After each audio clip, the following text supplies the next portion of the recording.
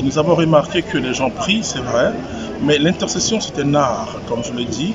L'intercession c'est un art et nous avons remarqué qu'il n'y a pas assez de costauds, c'est-à-dire des personnes capables de se tenir à la brèche pour leur nation, de se tenir à la brèche pour leurs frères.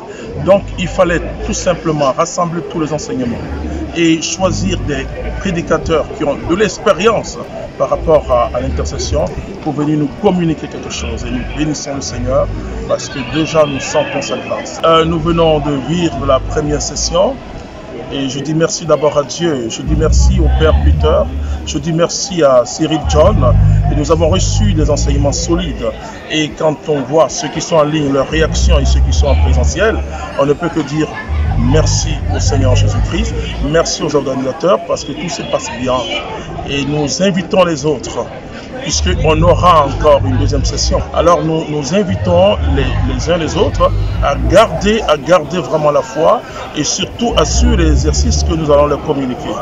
Nous louons le Seigneur. Alléluia.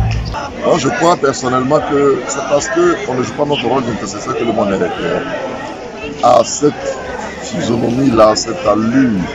Parce qu'il n'y a pas de gens nombreux à la brèche pour que le cours des choses évidemment change et que le monde soit transformé. Alors je pense qu'il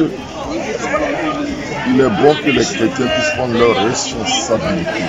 Alors si nous prions, nous intercédons, nous allons voir que les choses seront transformées, le monde va être transformé, nos nations seront transformées, nos pays, notre église.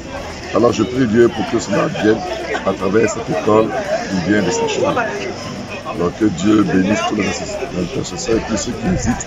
Sachez que vous aussi êtes appelés à accomplir cette mission. L'objectif de cette école est faire comprendre au peuple de Dieu, surtout au peuple chrétien, que l'intercession fait partie du ministère de Jésus et c'est même le ministère principal de Jésus. Et nous, baptisés la mort et la résurrection de Jésus-Christ, nous sommes appelés à agir comme Jésus-Christ. Nous sommes envoyés en mission comme Jésus-Christ. Jésus-Christ est intercesseur assis à la droite de Dieu, le Père. Pour nous, nous aussi nous avons obligation d'intercéder les uns pour les autres. Le bilan de ce séminaire est allé au-delà de nos espérances. C'est toujours une aventure quand on convoque une école dite internationale.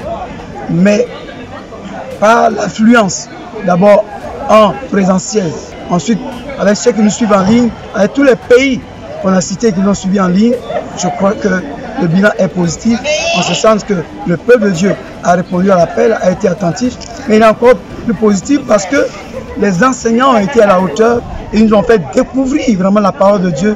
Alors le bilan pour nous est positif, mais ce n'est que la première session. Il y aura une deuxième session au mois de février, 19 au 20 février 2022.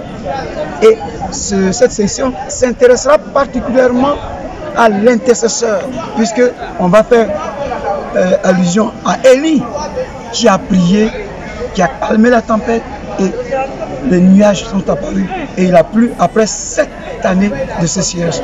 Comment l'intercesseur, par sa prière, peut changer le cours des événements.